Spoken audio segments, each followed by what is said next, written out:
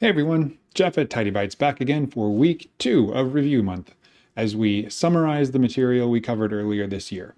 Today we're looking at photos, which we spent 4 weeks on back in February. Now, photo management is a big topic, maybe even a stressful one for some of us, and it's hard to discuss it comprehensively even in a whole month. But the good news is that the big picture, pardon the pun, isn't actually complicated. Organizing your photos takes much the same kind of work as anyone else's, and as long as you have an idea of what steps to follow and you set aside at least a little time on a regular basis, you can make real progress, even if you don't have all the details worked out up front. So, what did we cover during Photos Month? Well, in week 1, we started out by finding your media. You can't organize your stuff if you don't know what you have and where it is. Here are the steps from that week. First, identify the devices, apps, and cloud services that you've used to capture, store, or share photos and videos. Second, make a list of each item along with a small note indicating how important its contents are to you. These steps are all about defining your task. Where are your photos and videos? Are they on your devices like smartphones, tablets, new or old computers, cloud storage somewhere, maybe even hiding out in text message threads among family members? Just get an idea of where you'll need to look and pull in media from.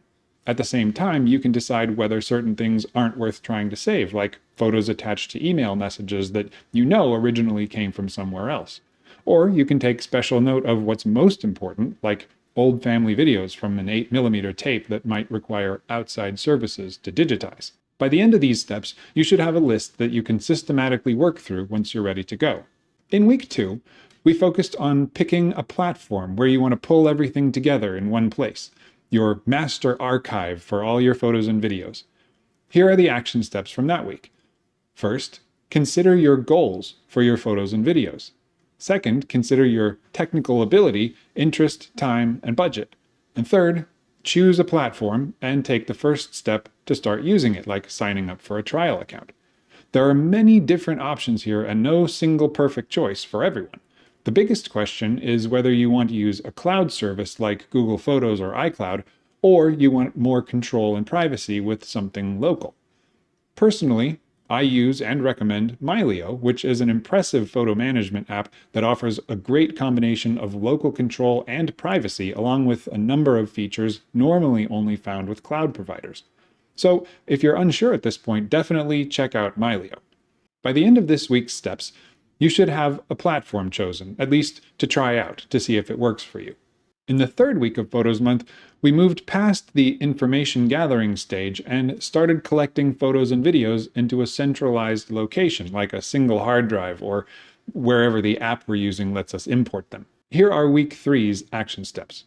First, choose one device or service at a time to work with for importing your media. Second, copy, don't move, all the media from that device or service into your new chosen platform. Third, identify each device as completed whenever you've finished. The specifics of this process will look different based on which platform you chose in the previous week. It might be using File Explorer on Windows or Finder on a Mac to access image and video files on your devices and media and copy them over into a new location. Or it might be installing and using a service provider's app like Google Photos or Mylio to walk through the import process on each device. The most important part is to make sure you don't delete your media files from the original location as you import them. Most apps make it clear during the process whether that's even an option, and it shouldn't be enabled by default. If you're working directly with your own files, just make sure you copy from the source to the destination rather than move. Deleting the old, original, disorganized copies of everything is the very last step after you've collected everything and organized it. That might happen for weeks or months, and that's okay. It gives you the peace of mind and freedom to experiment and maybe be more aggressive in certain stages of culling and filtering than you might otherwise be, since if something goes absolutely off the rails, you can always get back to the beginning with all your original data.